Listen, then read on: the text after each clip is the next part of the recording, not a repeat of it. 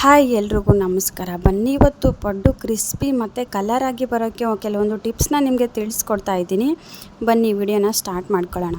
So first tip ಏನಪ್ಪ ಅಂದರೆ, ನೀವು ಪಡ್ಡು ಮಾಡಬೇಕಾದ್ರೆ ಯಾವಾಗಲೂ ಹಿಟ್ಟನ್ನು ಚೆನ್ನಾಗಿ ಗಟ್ಟಿಯಾಗಿ ರೆಡಿ ಮಾಡ್ಕೊಳ್ಬೇಕು. ಹಿಟ್ಟನ್ನು ಜಾಸ್ತಿ ನೀರು ಹಾಕ್ಕೊಂಡು ಏನಾದರೂ ನೀರು ಮಾಡಿಕೊಂಡ್ರೆ ಪಡ್ಡು ಚೆನ್ನಾಗಿ ಬರಲ್ಲ. ನೆಕ್ಸ್ಟ್ ಟಿಪ್ ಏನಪ್ಪ ಅಂದರೆ, ಪಡ್ಡು ಹಾಕ್ಕೊಳ್ಳೋಕ್ಕಿಂತ ಮುಂಚೆ ನೀವು ತವ ಅಥವಾ ಹಂಚನ್ನು ಚೆನ್ನಾಗಿ ಬಿಸಿ ಮಾಡ್ಕೊಳ್ಬೇಕು. ಹಂಚು ಬಿಸಿ ಆದಮೇಲೆ ನೀವು ಪಡ್ಡು ಹಿಟ್ಟನ್ನು ಹಾಕ್ಕೊಳ್ಬೇಕು. ಮೊದಲೇ ಹಾಕ್ಕೊಂಡ್ರೆ ಹಿಟ್ಟೆಲ್ಲ ಹಂಚಿಗೆ ಅಂಟ್ಕೊಂಡು ಬಿಡುತ್ತೆ. ಪಡ್ಡು ತೆಗಿಯೋಕ್ಕೆ ಆಗಲ್ಲ. ಈ ಟಿಪ್ನ ಫಾಲೋ ಮಾಡಿ.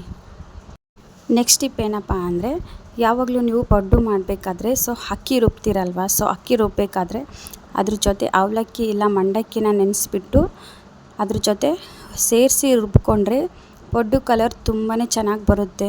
ಗೋಲ್ಡನ್ ಕಲರು ಮತ್ತು ಚೆನ್ನಾಗಿ ಕ್ರಿಸ್ಪಿಯಾಗಿ ಬರುತ್ತೆ ಪಡ್ಡು. ಈ ಟಿಪ್ನ ಕೂಡ ನೀವು ಮಿಸ್ ಮಾಡದೆ ಫಾಲೋ ಮಾಡಿ. ಖಂಡಿತವಾಗ್ಲೂ ಸೂಪರಾಗಿ ಬರುತ್ತೆ ಪಡ್ಡು. ಯಾವಾಗಲೂ ಪಡ್ಡು ಮಾಡಬೇಕಾದ್ರೆ ಸ್ಟವ್ನ ಮೀಡಿಯಮ್ ಫ್ಲೇಮಲ್ಲಿ ಇಟ್ಕೊಂಡೇ ನೀವು ಪಡ್ಡುನ ಬೇಯಿಸ್ಕೊಳ್ಬೇಕು. ಹೈ ಫ್ಲೇಮಲ್ಲಿ ಏನಾದರೂ ಇಟ್ಕೊಂಡ್ರೆ ಮೇಲೆ ಮಾತ್ರ ಬೇಯಿಸ್ಕೊಂಡಿರ್ತೀರ, ಬಟ್ ಒಳಗಡೆ ಎಲ್ಲ ಹಾಗೇ ಇರುತ್ತೆ. ಯಾವಾಗಲೂ ಮೀಡಿಯಮ್ ಫ್ಲೇಮಲ್ಲಿ ಇಟ್ಕೊಂಡೆ ನೀವು ಪಡ್ಡುನ ರೆಡಿ ಮಾಡ್ಕೊಳ್ಬೇಕು.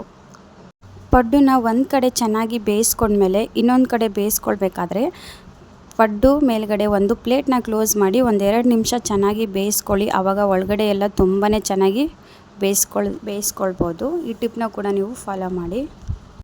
ಪಡ್ಡುನ ನೀವು ಒಂದು ಕಡೆ ಚೆನ್ನಾಗಿ ಬೇಯಿಸ್ಕೊಂಡ್ಮೇಲೆ ಆವಾಗ ನೀವು ಇದನ್ನು ಇನ್ನೊಂದು ಕಡೆ ಚೆನ್ನಾಗಿ ಬೇಯಿಸ್ಕೊಳ್ಬೇಕು. ಅಂದರೆ ಮಾತ್ರ ಪಡ್ಡು ತೆಗಿಯೋಕ್ಕೆ ಬರುತ್ತೆ. ಈ ಕಡೆ ಇನ್ನೂ ಫ್ರೈ ಆಗಿರಲ್ಲ, ಅಂದರೆ ಬೇಯಿಸ್ಕೊಂಡಿರಲ್ಲ.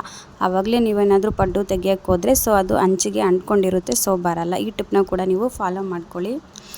ಈ ಟಿಪ್ನೆಲ್ಲ ಫಾಲೋ ಮಾಡಿದರೆ ನೀವು ಕ್ರಿಸ್ಪಿ ಆಗಿರೋ ಪಡ್ಡುನ ರೆಡಿ ಮಾಡ್ಕೊಳ್ಬೋದು.